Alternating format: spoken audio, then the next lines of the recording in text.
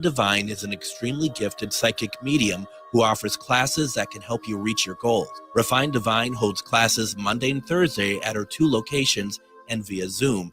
Classes consist of manifestation, learning psychic abilities, shadow work, and healing trauma. Refined Divine has helped thousands, and she can help you. This is Psychic Medium Deb. You can go to refinedivinepsychic.com. With a look at your AM 950 weather, I'm Patrick Lilia. A slight chance of snow tonight, temperatures up to 14, but wind chills of minus 12 possible. Then Wednesday, cloudy with a high of 27. For more than 40 years, the Great Wall Restaurant has been serving up Szechuan and Mandarin favorites. The Great Wall is located just north of 50th in France on the Minneapolis-Edina City line. Check them out at greatwallrestaurant.us. Portions of the following program may be pre-recorded. The views expressed and the opinions given by the individual host, guest, random reptoid, or chupacabra may not necessarily reflect those of AM 950 Radio, its affiliates, or its sponsors. Now, it's time to step into the unknown.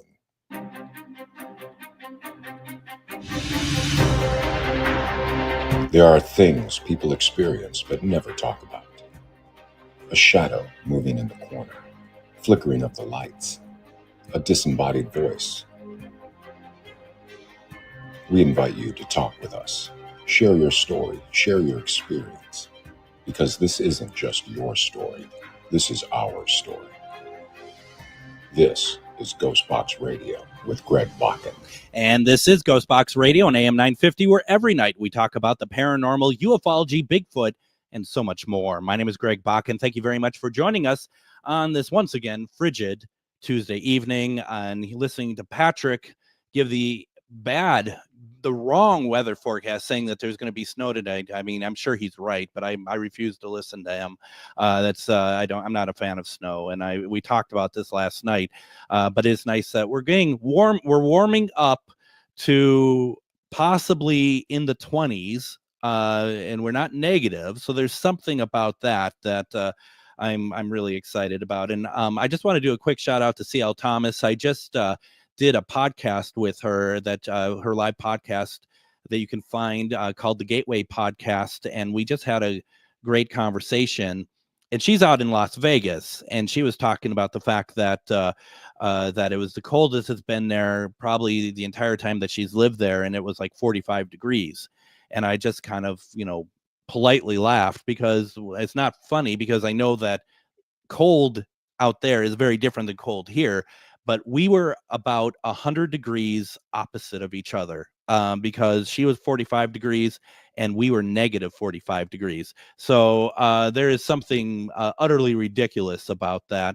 And I just like, why do I live here? I don't understand this. Every year I say the same thing, and I never seem to learn my lesson. But it's fine. Once March and April hits, this place is amazing. Minneapolis, St. Paul, Minnesota, it's amazing. So I tend to forget about it until January again. So not too bad. The great part about having your own radio show, even if it's a paranormal radio show, is that you can decide there are nights that we don't want to talk paranormal. Even I can't talk paranormal every single night, but I can bring on stuff and guests that are talking about stuff that I'm really interested in. And I love the fact that I can do this.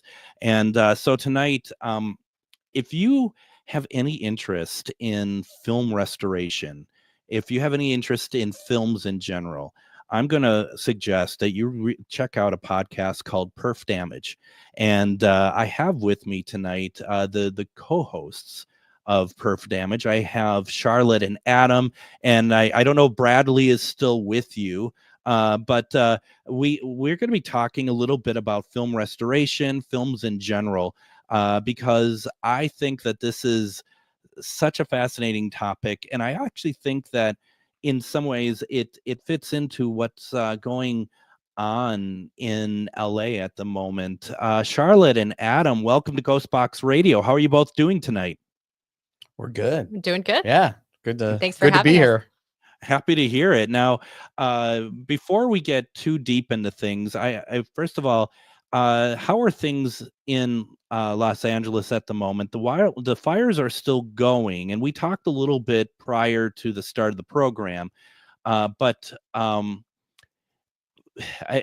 trying to be careful with how I say things, because I want to ask the question: are things better? For a lot of people, it's not better, obviously, but what is going on out there now?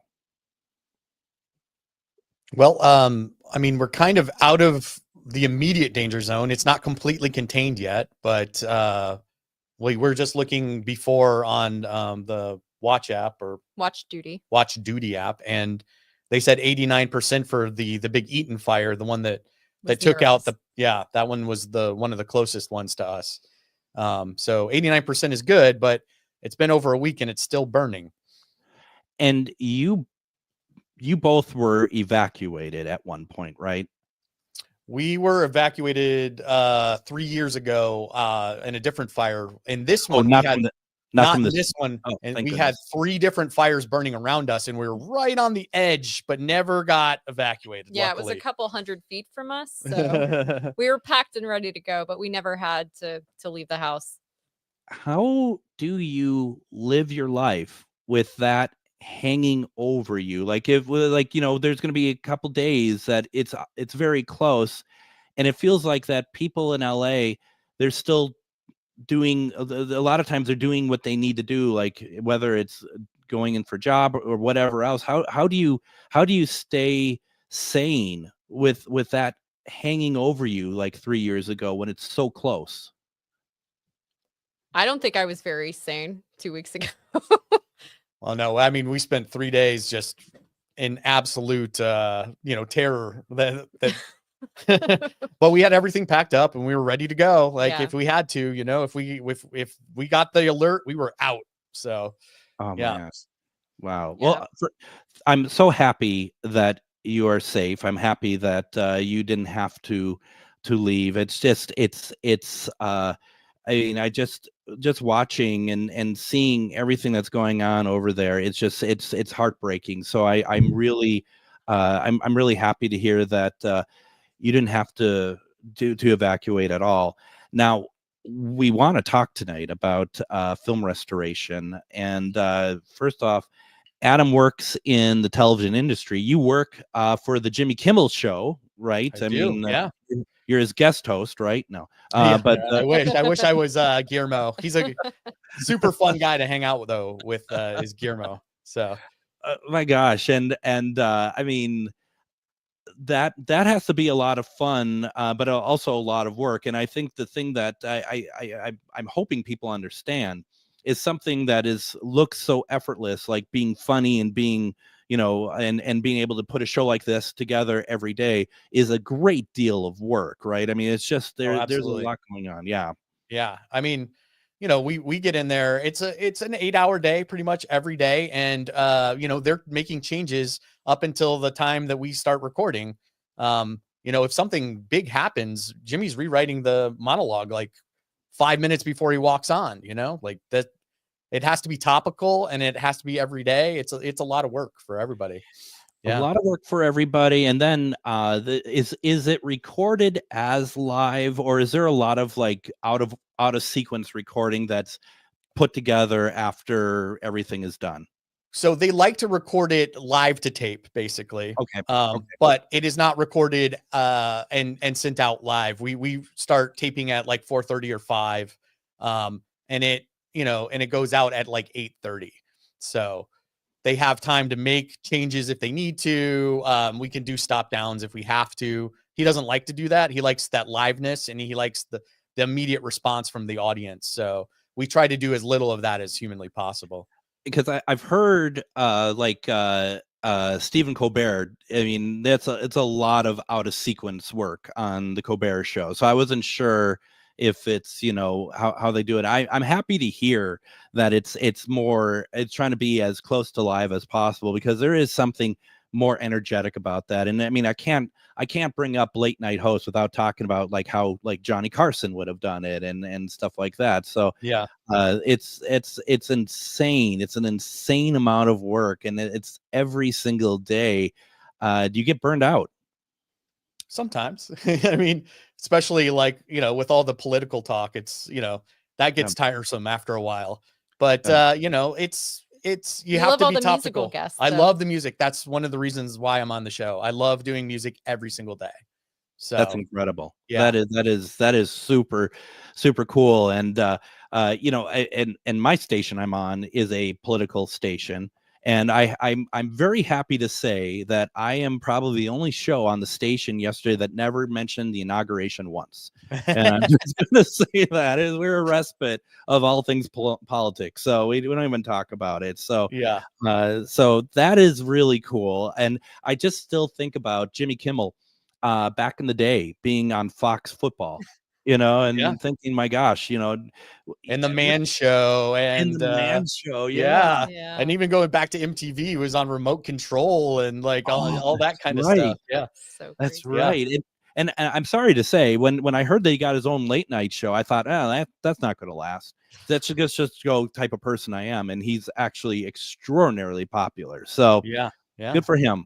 Good for all of you. And obviously, continuing shows like this just means more, keeping people employed, keeping crews employed and stuff, which I know, especially in Hollywood, is something that it's tough these days, isn't it? It is. And then the film side and everything, it's super tough. So Yeah, I mean, his show is about 300 people that are employed every day to make that show happen. That's a lot of people. it's a lot of people. And Yeah. isn't it, boy, that has to be, I mean, my show, there's nobody. Adam, What about Adam? Yeah. Adam on Wednesdays and Fridays. And, if we went away, I don't know if he would be crying. So yeah, no, but I mean, it's amazing to think how, one person has all that. And I think about like Conan O'Brien, who, after he was fired from, I think if I got it right though, is he tried to move as many people from New York to LA when he took over the Tonight Show, and then when he got fired from it, he tried to get them to stay on for his show. Like, he really took care of his crew, and I can imagine it's even the 300 people. It's probably some pretty semblance of a family atmosphere. Well, Jimmy is one of those guys that he's like a very gracious person. We've had a lot of kind of hardships out here recently with like the WGA strike, and then the pandemic, and all during that time, Jimmy kept us all on, he paid us during that. That's incredible. And he didn't have to, for months during the pandemic and during the WGA strike.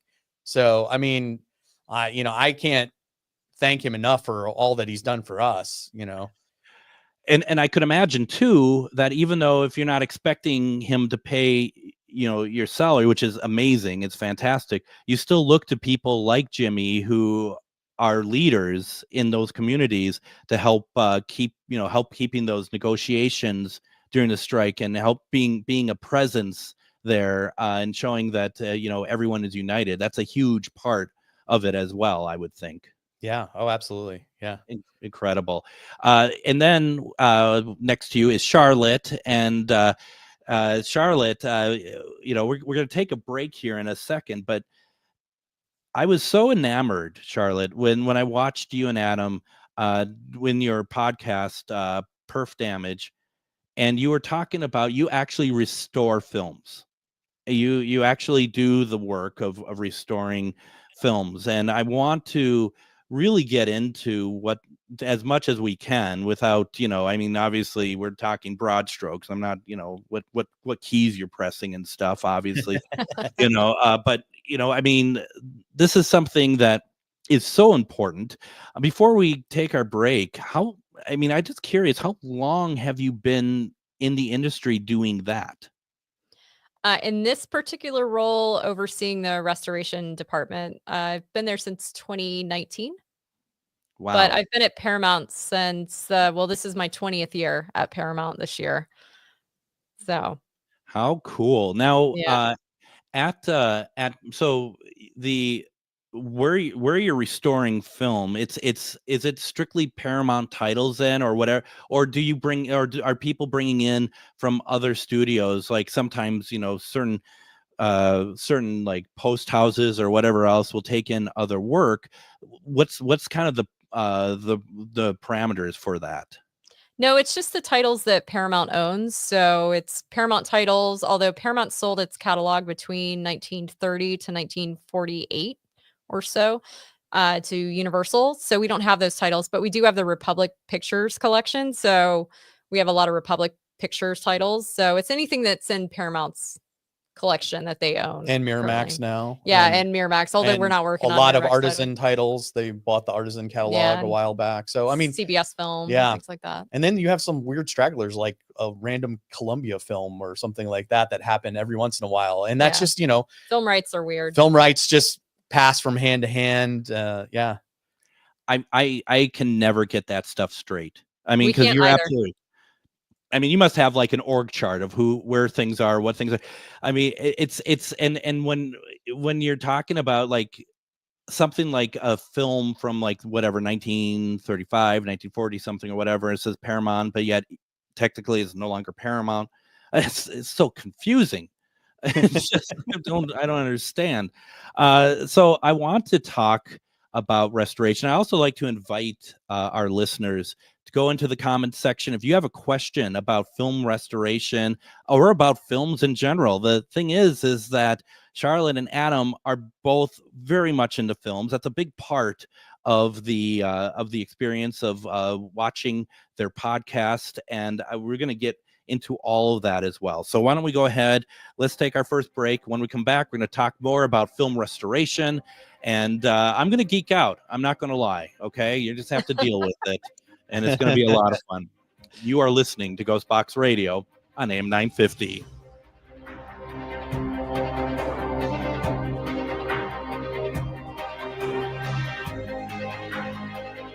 Reach your highest level of consciousness and well-being with MetamorphosisConnections.com. MetamorphosisConnections.com is an online directory of the best holistic and metaphysical practitioners to help you make your most informed choices. You can search MetamorphosisConnections.com for classes, events, wellness and life coaches, plus metaphysical products and shops.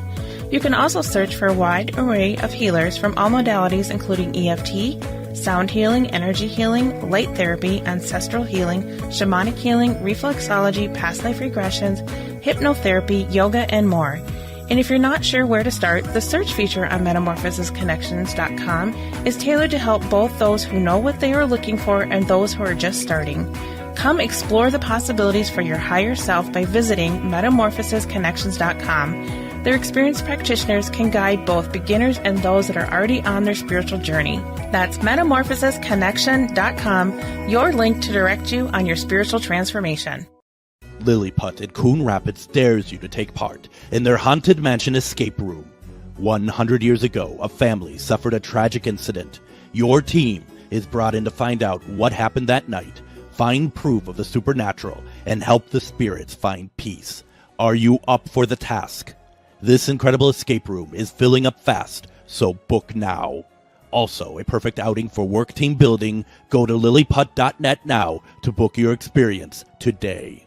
Greg Bakun here. Like many of you, I still collect physical books, and not just any books, but books about the paranormal, ufology, Bigfoot, and so much more. I go to Megas Books and Herbs, located in the Arts District of Minneapolis, but books are only part of it. Megas Books and Herbs offers crystals, jewelry, herbs, oils, and consultations on how to use this stuff. Check out their in-store classes and events too. This place has everything to expand your horizons. Located at 1848 Central Avenue, Minneapolis, or visit megasbooks.com. This is Chad, owner of AM 950. Recently, I had a large order of custom designed t-shirts that needed to be turned around in a hurry. I knew exactly who to call. Grady Gear Company. Grady Gear Company is a local company that handles large and small custom clothing and apparel orders. I had a lot of questions from color, shirt quality, and what sizes we needed. Grady Gear Company was great to work with. They got us what we needed on time, and now everybody's looking great around the station in their new gear. Start your order at GradyGearCo.com. Greg Bakun here. Like you, I love good, fresh, delicious food. So I want to tell you about this treasure in Roseville called Maverick's Real Roast Beef. Maverick's has the best roast beef sandwiches I've ever had. Made fresh every order. Add fries or onion rings dropped in the fryer when ordered, and you have a winning combination. Maverick's Real Roast Beef has a lot more than roast beef, so check out their website, mavericksbeef.com, or check out their restaurant on Lexington in Roseville.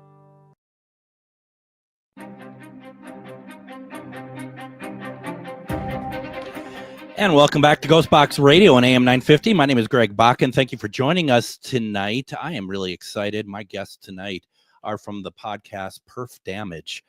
We have Charlotte and Adam with us tonight. Adam has worked in the industry on the production side for a long time. So has Charlotte, but Charlotte has been doing work on restoring films. It's one of the things that we want to talk about tonight. But before we go any further, Charlotte and Adam, I don't know what you like to eat. I don't know if you eat meat at all, but too bad you're not in Minnesota, because Maverick's Real Roast Beef, that's the stuff. And they look pretty good. It's, my God. I mean, I'm sure there are people listening. They're like, enough about Mavericks. Never. Come up to, when it's nicer weather, you all come up to Minnesota. We'll take you some haunted locations, and we'll have get a bunch of people together. We'll go to Mavericks. I want to go to that place that you were at, with the speakeasy in the basement. It was like last Friday. That place sounded amazing. The food there sounded good too. I was like, wow. It's an incredible place. The Anderson House in Wabasha. It's haunted. It's good people running it. It's a whole thing. So yeah, I mean, a lot of good stuff. And it literally walked out the door to the Mississippi River. And we think that we were able to call in some interesting noises that could possibly been something like a cryptoid or something like that, like a Bigfoot. I don't know. It was a lot of fun, but that's just kind of how it goes. So yeah, come on out. We'll show you around. Or if you can get us up to the Hollywood sign, I'd like to try to do some investigating up there. That would be pretty amazing. They don't let anyone up there, do they? So let's talk about film restoration. And I remember way back in the day, Walt Disney. Not Walt Disney himself, but Walt Disney Studios. They were talking about all the restoration work that they were doing on, and I think one of them was like Fantasia. And back in the day, they would take the negative and they would take a razor blade and they would scrape off like the years of dirt on it. Do you all remember that at all? Hearing about that and seeing, like, it was probably back in the day, back in the 80s. That's how they were doing some of that, and they're showing side by side. And I thought to myself, this can't be real, because the even as like a 10-year-old, it's like, you can't mess with the negative that way. The one mistake could ruin the whole film. Does that sound familiar to either? I don't of you? remember the razor blade story. That sounds horrible. I mean, are you sweating right now just hearing about it? Yeah, I am, actually. How could you possibly do that? And after the show, I'm going to see if I can find it and send it to you both, because it is very. I just remember at the time, but I thought, my gosh, sure enough, you're watching, like, they're showing the before and after. It's like it's lighter looking. I wouldn't say that, and this is before a time, of course, where I think a big part of what really makes these films pop out now, I mean, apart from so many things, is the ability, Charlotte, to do like digital color grading on the films and really hone in to get that aspect correct. At what stage were you like, this is the direction I want my career to go? I want to be working on films like this and actually restoring them. Well, I first found out about film restoration in the 90s when I watched Vertigo. And at the end of Vertigo on the VHS tape, there was a little piece about the restoration on it. And at the time, I didn't even know that was a thing. And I became really interested in that. We watched a lot of old movies in my house, and I was really interested in that and editing. And whenever I moved out to California, I thought, well, I'm interested in either being an editor or interested in restoring old movies. But I thought old movies, nobody does that. That's a job maybe one person does. So I tried the editing route. But whenever I got on the lot at Paramount, I realized that all the editors there were in the editing guild, and to get into, you know, the union is a little bit of a catch-22. So I said, well, who runs the restoration department here? And it was one guy. So I found the guy and I talked to him, and he gave me advice on how to get into restoration. And I just took that and ran with it. And it took a really long time. We're talking years, but I finally made my way over there. So, I mean, it was about 20 years ago when I decided, you know, that's maybe a path that I could do. And maybe that's something that's attainable. And yeah, I mean, that one guy, Ron Smith, gave you Yeah. fantastic advice. yeah, He told you to go into mastering, yeah, get into film math. Sure. got into digital mastering, which was just emerging. Mhm. And that, you know, like having worked in all of these different And I've departments, parlayed that into digital archive. Yeah. And I mean, it's been invaluable for her as, you know, in her current job, because she understands the workflow all the way down. he's my agent too. Well, and you have to. And I was just thinking to myself too about the digital, like the archiving aspect of it. And you know, we spoke prior to the start of the program tonight, and one of the titles that Charlotte had worked on, and that Perf Damage had done an episode on, which I highly recommend everyone to go and watch because it is so detailed, is the most recent release of White Christmas. And you know, the idea when it comes, and I'm not going to ask for numbers for budget. That's none of our business, but I'm curious. Obviously, there's going to be some films are going to be, perhaps, I would assume, are more prestigious when it comes to the restoration and maybe the amount of time and effort that you're allowed to put into it compared to others. Or am I completely off No, base no, with you're absolutely right. So with White Christmas, we had the benefit of having, you know, we had a larger budget for it, which I'm not going to tell you the numbers, of course. But we also had the benefit of time with that one. We started it early enough, and we were able to just work on it, take our time with it, really make sure we were doing the right thing. With other projects that I've worked on, like To Catch a Thief, which we also did an episode on, I didn't have the benefit of having a lot of time. We had to turn that around really quickly.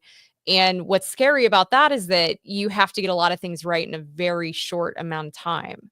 Mhm. So, you know, it just depends title to title, what you're going to have budget wise, time wise. And ideally with an older title, you're going to have both, you know, more budget to work with or a lot of time. But a lot of times you have to, just depending on your budget, you have to make decisions of what you can fix, what you can't fix. And that's especially true for non-restoration titles that aren't like a White Christmas, that you have a much smaller budget on. They're a lot harder to work on because you have to decide, do I have the budget to fix this tear, or should I put the money into fixing the jitter in the image? You know, where does my money, is it better spent? You know, and those are decisions that the project manager has to make. So you don't have, I mean, okay, you don't have to make that decision yourself then, if someone else is going to make that decision for you, or are you also, when you're in your role, are you managing the project as well? No, I manage projects too, but I have a team of 4 Sure. preservation managers, and they all manage their own titles, and I go in and I follow those projects too. Okay. So I go to a lot of their reviews and sessions and, you know, help them make decisions and things like that. Yeah, she oversees a team. So yeah. It's incredible. And the idea that there is enough restoration work going on that allows one studio to have a team, and, you know, other studios have teams. That's, Yep. I mean, that's good news.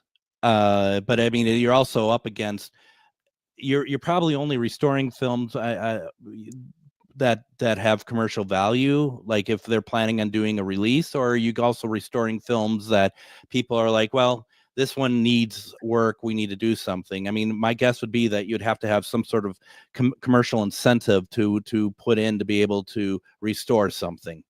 Well, that's what's great about what Paramount's done. They've let us do a little bit of both. So we do have the bigger ones, like the White Christmas that's going to get released, that's going to do really well. But then most of the titles that we're going to do in a year, which we do about 150, those aren't going to be ones that really get a big release. They get released to maybe straight to digital platforms, or they get released on or licensed to another Blu-ray boutique label. So a lot of our transfers you'll see come out on Kino Lorber or other places. Fun Cities released a couple of them Vinegar recently. Syndrome is doing a bunch of them now. Absolutely. And sometimes they're not always called out as being ones that we worked on, but they are. So they get released in other ways. But a lot of the stuff that we do, isn't stuff that's necessarily going to make the company a lot of money, but Paramount sees value in saving the material. And part of what we're doing is scanning all of the titles in 4K, making sure that we have a backup copy so that we don't lose the negative or the highest generation elements that we have. And you can always come back to them too. You can get to a certain stage of restoration, and then a few years later, if there's a reason, you can always come back to it and then clean it up more too. Mm-hmm. Well, I was just going to ask, do you keep a raw scan then? That's so to Adam's point that it's ready to, if you needed to start up from scratch, so to speak, that you don't have to, that you can have a kind of a blank slate. Yep. Any title we work on, we keep the raw scan. We do a 4K raw scan, and if it's VistaVision, we do a 6K raw scan.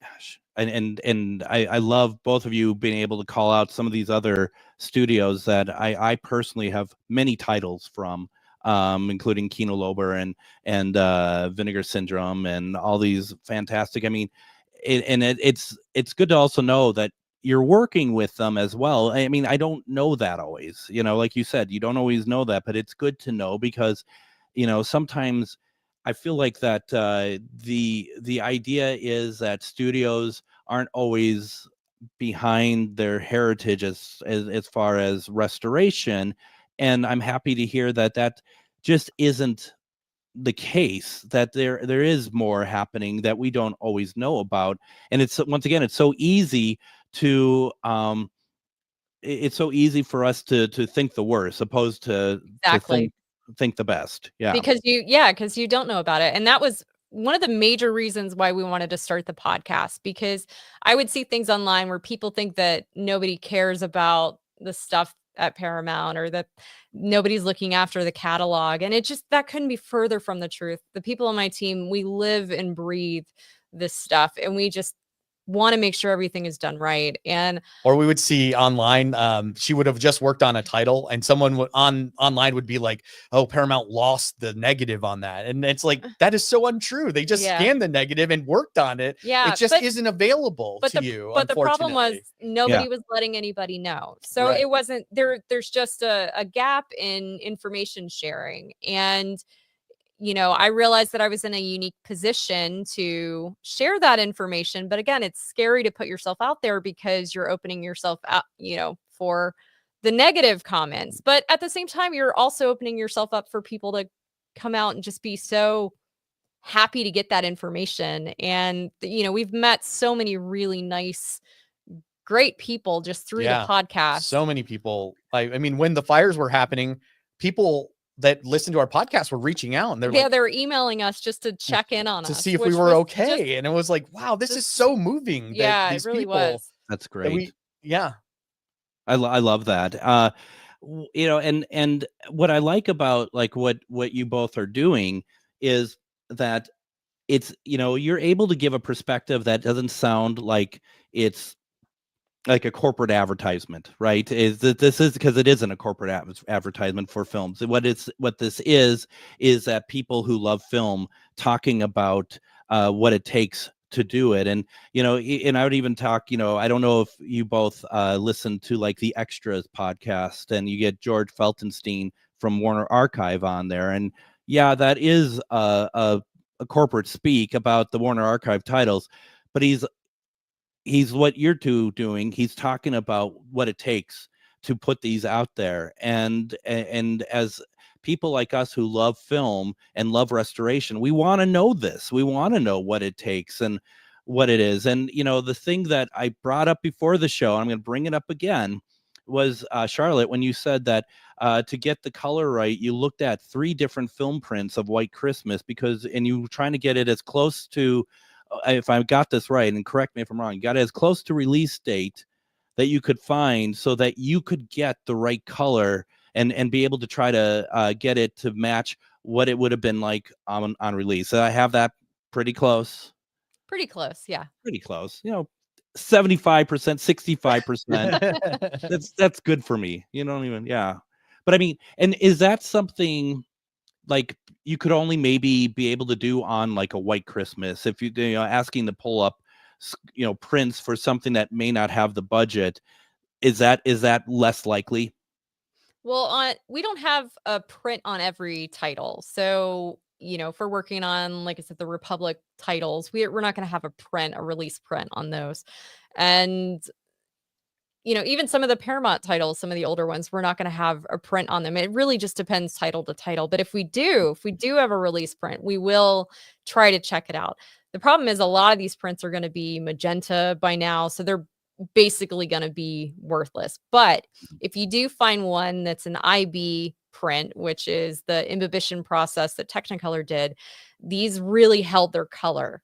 So they're just a really great resource for you to look at, just to see just the tone of it, just to put up and look at, just so you can get an idea of kind of what it would have looked like. And then, they do fade. So you go in knowing, okay, this is going to be a little faded, but usually they help you answer a question. Was this really bright, or was this dark, or was this, super this color, or, was the whole mood blue, or things like that. So they help answer those kind of questions. And when you're dealing with films that old, I mean, this is as close as you're going to get to actually being able to talk to the filmmaker. Yeah. These were the things that they signed off on, that they colored themselves. And so this is your best kind of situation to get an understanding of what they were going for. Yeah. And they help you with framing questions too. And also, like you were talking about before we started, the day for night stuff. So if it's a nighttime shot in the negative, they might have shot that during the day, but we need to know that we need to make that look like night, because that's how it's supposed to look. And it just, there's something really amazing about it. And your work being, primarily in the digital realm, right? But you also you also probably understand very well what type of film stock being used, what that might mean to the film in its current state, or what you're going to expect to find, because film stock and the type of film and everything else leads to, like, if I'm not mistaken, general characteristics of how films are able to kind of exist, because some are better than others and stuff. And there's, your knowledge has to probably be so vast in this that I think people would be surprised goes beyond the restoration process. Absolutely. But, I have a really great team around me too, and everybody has different areas of expertise, and we all lean on each other a lot. And we've got a really open group where we all ask each other questions, and nobody feels like an idiot for asking a question that may seem obvious to somebody else. So we lean on each other a lot for questions. We have a photochemical guy, we've got all kinds of people on the team that have expertise. And research is a very large part of restoration. Is they go back, they read books constantly about, from filmmakers, and you'll find like little nuggets about that. Like when she was working on To Catch a Thief, the Bogdanovich book where he interviewed Hitchcock. It's the Truffaut one. Sorry, not the Bogdanovich book, but the Truffaut book where he interviewed Hitchcock gave her some sort of indicators about like what color green that he was shooting for in like a lot of the outside scenes. In the nighttime scenes. Yeah. Amazing. The idea of doing the research, and as what really appeals to me is doing the research to figure out what's the best quality assets that you have that you can use to assemble the best quality presentation. That's something that I find so fascinating. I love it. I want to do this. I want to go ahead, take our next break, and then we only have one more segment after this, so we have a lot to get through, and I just am really enjoying this. Once again, folks, if you have any questions, put them into your comments, and we'll read them. We'll talk about them. We're talking film restoration tonight with Perf Damage. You're listening to GhostBox Radio on AM 950.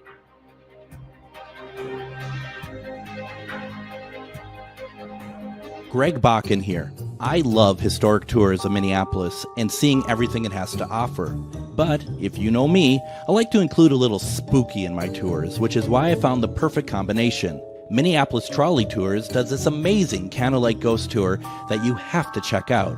It's an extremely immersive experience. It's a trolley trip that starts out at a haunted mansion, traveling around Minneapolis locations exposing ghost stories that the public and business owners would rather left untold.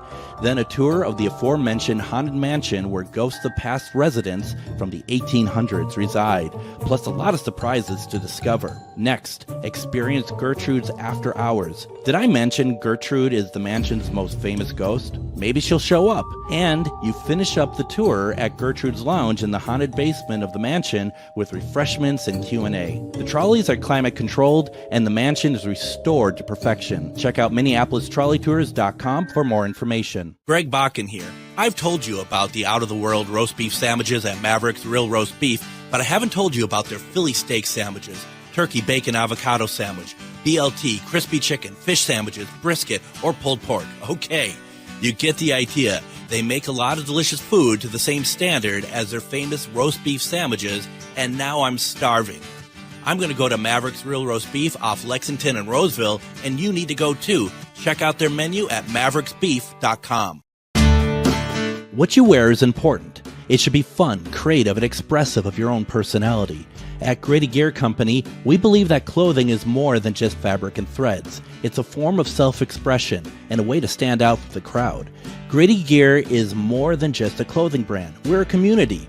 We're here to inspire and motivate you to embrace your true self. We are a locally owned small business who do custom clothing orders too. Find us at GradyGearCompany.com. Have you ever met someone who not only can help you on a deep spiritual level, but also potentially change your life? Refined Divine is an extremely gifted psychic medium who travels the nation and lives right here in the Midwest. And she offers mediumship, mentorship, house and business parties, energy healing, palm readings, and so much more. Refined Divine has helped thousands, and she can help you. Hi, this is Psychic Medium Deb. I cannot wait to hear from you. You can go to refineddivinepsychic.com.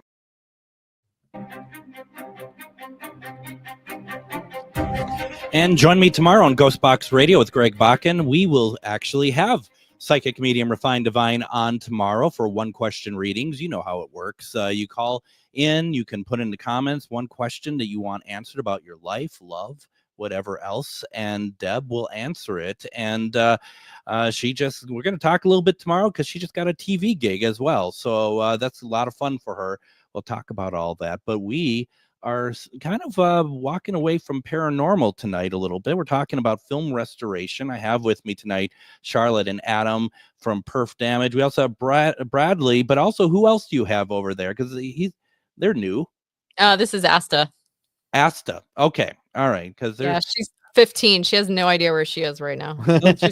Nor do I. So it's kind of I feel her. I really do. We want to. I'm loving this conversation, and back in my day working production, I did a lot with archiving and stuff, and it's very important for so many reasons. I'm curious, and I don't need to go into specifics because there are certain things that I know that studios don't let out, but I'm just curious, like when it comes to negatives for films. Does Paramount keep a lot of their negatives, or I know a lot of studios might have them over like at Library of Congress or something like that, and just generally speaking, what does Paramount generally do with negatives? Oh yeah, we have all of our negatives. I mean, ones that are still around. I mean, we don't have all of our negatives, but all of them, they're kept off the lot. They're not on the lot anymore. We keep them in a facility that was built specifically for the film, and it keeps them actually at a frozen temperature because that's better for the film than we could keep them on the lot at. I had the opportunity about 5 years ago. I had friends that work at the BBC archive out in the UK, and I went out there, visited, and I got a tour of the BBC archive. And so, I mean, not only talking about the just the vast amount of stuff stored, and it goes beyond just, film and video and all that stuff, but also, the state of the art facility and how archiving works and how the technology that goes around it. Conversely, I also had during that same trip, the BBC is government owned, and then there's ITV, which is the independent television that's commercial television, and I had the opportunity to see their archive, and they were very nice. But boy, you could tell one's government and one is not. And you could see the difference in not only like the processes and everything else, but even security and everything. It's just a very different thing. And I was curious, the idea of Paramount having an off-site storage and probably state of the art that's good to hear. It's really cool to hear, actually. I don't know. I just think that there's so much of it. And I know, like, when I listen to like George Feltenstein talk about the Warner Archive stuff, he's talking about like getting stuff in from the Library of Congress. It has to be hard because storing it's a huge expense as well, right? I mean, it's just, there's so much stuff that a lot of people don't think about that goes into just keeping an archive, keeping your heritage for Paramount Studios. Oh, yeah. And we have people at the archive that that's their job, is to oversee all of the physical assets. So they're in charge of making sure that all of those are kept right, that the assets are kept where they need to be, because we do have some still stored on the lot, but none of our original materials are stored on the lot anymore, just because the AC system just can't really maintain what it needs to be kept at to keep them at their best. Yeah.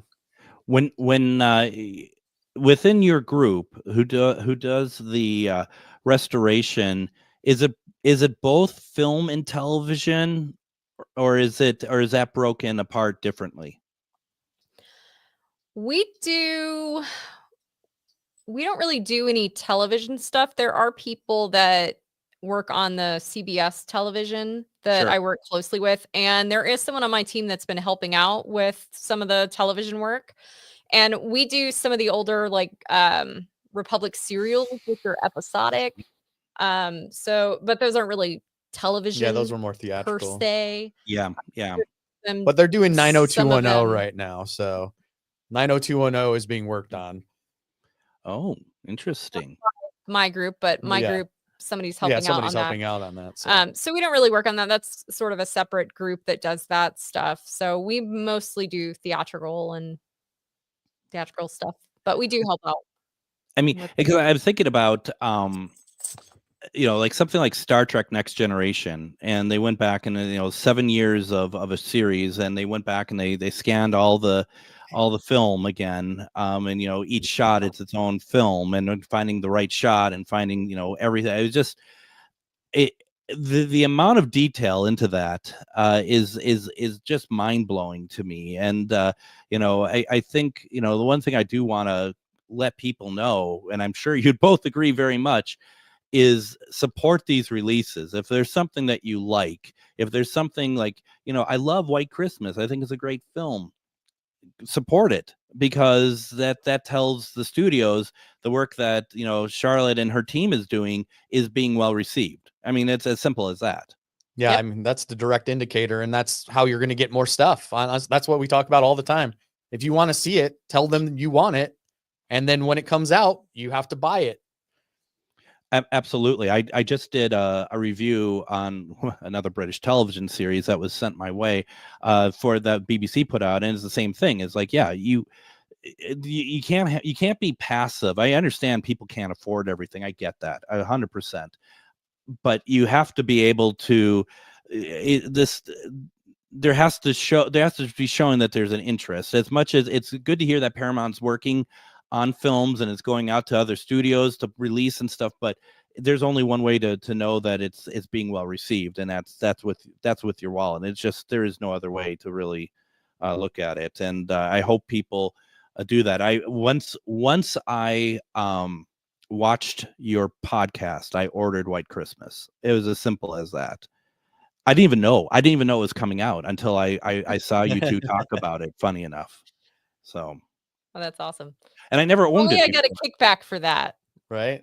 Yeah, right, exactly. Well, that's your problem. You didn't negotiate your contract very well, did you? As we're wrapping up here a little bit, I mean, wrapping up, and since we have about 6 minutes left, how can people find your podcast? Easiest way is perfdamage.com. Okay. That's our website. And that'll link back to our YouTube channel, but you can go to YouTube and look for Perf Damage Podcast. And Perf is PERF. It is. There. I know, It's right but there. it's a radio show. Yeah. We're a little bit of everything. And I have to say, the way that when I asked that question, and Charlotte, you looked at Adam, and Adam, you looked at her, I didn't know if either of you knew where to find it, quite frankly. You're all kind of like, we're really bad at self-promotion. That's the one thing. We love doing the thing. We love making the content, but it's the self-promotion part is the hard part, I think. It's like, where do you find it? And you're like, I don't know. Just look for Yeah. it. What? Don't ask me these questions. So, and now obviously Charlotte and Adam, you too, right? Because you're both are, film minded and restoration minded. There has to be a lot of films though that you're seeing that you're just like, and I'm not saying Paramount, I'm just saying like you're watching on TV or something that you might be like, oh gosh, I wish I had a chance to get to this, to restore it, or at the very least, please, would someone do something about it? Is there something, Charlotte, that you'll see being something happening on screen, like whether it be a tear or just like a speck of dirt or something that you'll see on films that you're just like, why are we still seeing this in 2025 on films? They should be in much better shape when they're being shown now. Is there anything that stands out to you? It's not the dirt or things like that bother me. Lately it's been the HDR titles. So if I'm watching something in HDR, it's the brightness levels that are turned up way too high. So everything that's white looks kind of chromy, or the highlights in people's eyes, they're so bright that they look like vampires. They look like, it's like, this is unnatural what we're seeing here. It's one of those things that in the color bay, when you're working on these things, that you have to sort of roll these back, or it looks unnatural. But some people just crank them all the way up, and I don't know, once you know about it, it's really all you can stare at. Yeah. So like there's a sink in the background, there'll be a pipe underneath it, and the light will hit the pipe, and that is all you can key in on because it's just like so bright in the frame, So those kind of things jump out at me, but those are newer issues that I see on films. Well, and I don't know if you ever watch any like YouTube videos that are reviewing releases and stuff. And there's one, and I won't mention the box set, and it's not yours, not your studio, but it was exactly that, where they pretty much said the brightness from the HDR, it made the film unwatchable, because it wasn't just like a shot or anything. It was continuous throughout the whole film. Adam, is there something that sticks out for you in when you watch something, you're just like, oh, come on? I don't think so. I'd like skin tones. Skin tones is one of the things that drives me crazy. Jump out at you. Some companies tend to push the red too much, and so everybody looks like they have a sunburn. Yeah. And that drives me crazy. Yeah, like natural skin tones is just something that you should shoot for all the time. And some of them just try to push saturation a little too much. Yeah, a lot of people like pumping the red up just because you can, and that'll automatically kind of alter somebody's skin tone. And again, you might be focusing on, oh, the red looks really cool, and not looking at what it's doing to someone's face. So yeah, it's just little things like that. I've seen that too on other things, and I always felt like that they always felt like they're trying to get value for their money with the equipment, so to speak, because they think that they're showing off that they could really make something pop. But to your point, it just makes people look unnatural. Right. Well, it's the thing. It's that double-edged sword. When I'm paying for HDR, I want to see HDR. I want to see what it can do, but but just because you can do it doesn't mean Doesn't mean you you should do should, it. Yeah. And we have about a minute left. We don't have a ton of time left, but I bet that's something that you and your team probably really try to strive to is because you have power to make something look, to kind of, pump stuff up, to be able to also use the equipment properly so that you're getting what people will look at. Because my guess is you don't want to have someone look at that and be like, oh my gosh, look at the restoration. You want people to look at a film like, my gosh, look at White Christmas, right? Mm-hmm. A huge part of it, right? I mean, it's just something else. Once again, folks, go to perfdamage.com. I got that correct, right? I mean, I'm asking the wrong people, I feel like. Yeah. You didn't know last time. You should probably ask the dogs. They probably know better than we do. They should have talked about. I hope you enjoyed this tonight, Charlotte and Adam. I certainly enjoyed this. I'd love to have you both back on sometime when there's something more to talk about. Absolutely. Yeah, well, absolutely. Right. It'd be a lot of fun. Awesome. Thank you so much. We'll be back tomorrow with Refined Divine. Everyone, I hope you enjoyed this. Thank you to Perf Damage. We'll be back tomorrow. Everyone, have a good night.